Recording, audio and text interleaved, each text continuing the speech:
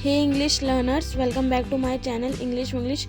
Today we are going to learn some of the phrases and collocations. So without wasting any time, let's get started. So the first is अभी नहीं. अभी नहीं का मतलब होता है not yet. इसको हम इंग्लिश में बोलेंगे not yet. इसे एक एग्जाम्पल की हेल्प से समझते हैं. घाव अभी ठीक नहीं हुआ है. The wound has not yet healed. And the next one is एक बार और. जब हम कभी भी ऐसे बोलते हैं एक बार और, तो इसे हम इंग्लिश में बोल सकते हैं once. Let's take an example. क्या मुझे एक और बार मिल सकता है? Can I get once more? And the next is हमेशा के लिए. इसकी इंग्लिश होती है forever. इसे आप रोमांटिक तरीके से भी यूज़ कर सकते हैं, जैसे कि मैं तुम्हारा हमेशा ख्याल रखूँगा. I'll take care of you forever. And next one is बल्कि. हम कभी कभी ऐसे बोलते हैं ना बल्कि, तो इसको हम इंग्लिश में बोलते हैं in fact. जैसे कि बल्कि मैं उसका नाम तक नहीं जानती. In fact, I don't even know his name. Next is अगली बार. तो हम अगली बार की इंग्लिश को क्या बोलेंगे? Next time. जैसे कि अगली बार हम सिंगापुर जाएंगे. Next time we will go to Singapore. और जो ये नेक्स्ट टाइम है, आप इसे सेंटेंस के बाद भी यूज कर सकते हैं. नेक्स्ट वन इज मुझे जाने दो. लेट मी गो. इसके लिए हम एक फॉर्मूला यूज करेंगे. जैसे कि अगर हमें कोई भी काम करना होता है जिसमें दो का हम यूज करते हैं, तो सबसे पहले हम लेट का यूज करते हैं, फिर मेन वर्ब जैसे कि आई वी यू दे, उसके बाद हेल्पिंग वर्ब जैसे कि उसे खाने दो, let her eat.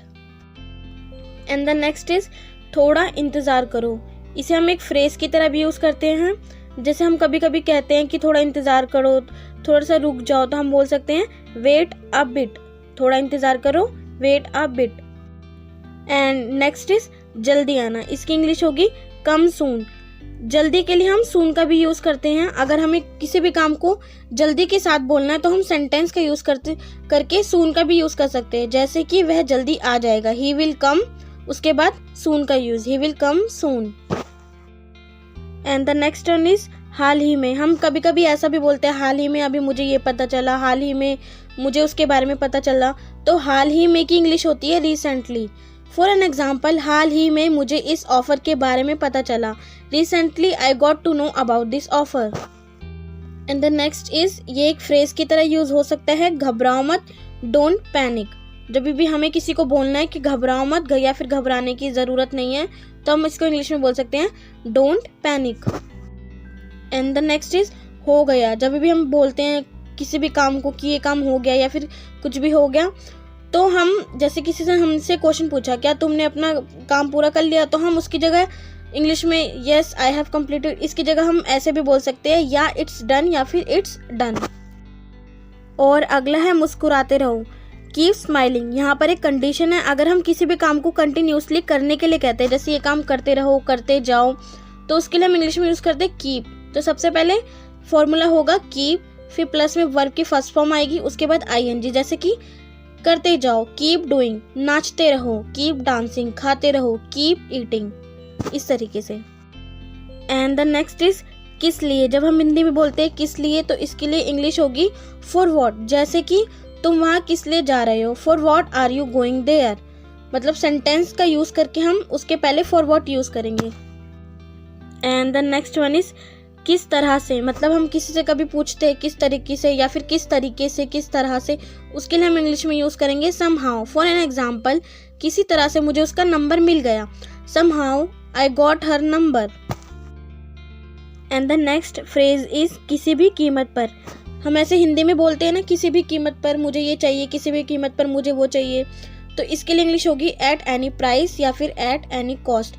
For an example, मैं तुम्हें किसी भी कीमत पर जाने नहीं दे सकता. I can't let you go at any cost या फिर at any price. And the next is यकीनन. यकीनन कहीं इंग्लिश होगी certainly. जैसे जब हम श्योर होते हैं, यकीनन कल बरसात होगी, मतलब यहाँ पर आप श्योर हो, अपनी श्योरिटी के साथ कह रहे हो कल बारिश होगी. It will certainly rain tomorrow. And the next is जल्दी मत करो. जब हम किसी को भी बोलते हैं जल्दी मत करो, तो इसकी इंग्लिश होगी don't rush. Don't rush.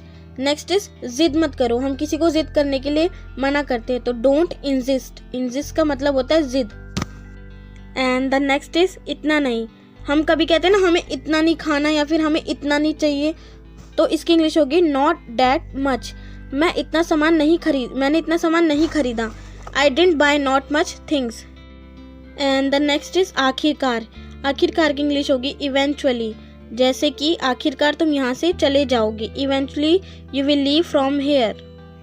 And the next is कोशिश करते रहो, जैसे मैंने अभी आपको पहले बताया था इसके लिए फॉर्मूला यूज होगा, तो वैसे ही सेम यहाँ पर कोशिश करते रहो, कीप ट्राइंग, नाचते रहो, keep dancing. And the next is मुझे बोलने दो। अभी मैंने आपको पहले भी एक फॉर्मूला बताया था लेट का यूज कैसे होता है, सेम यहाँ पे भी वही चीज है।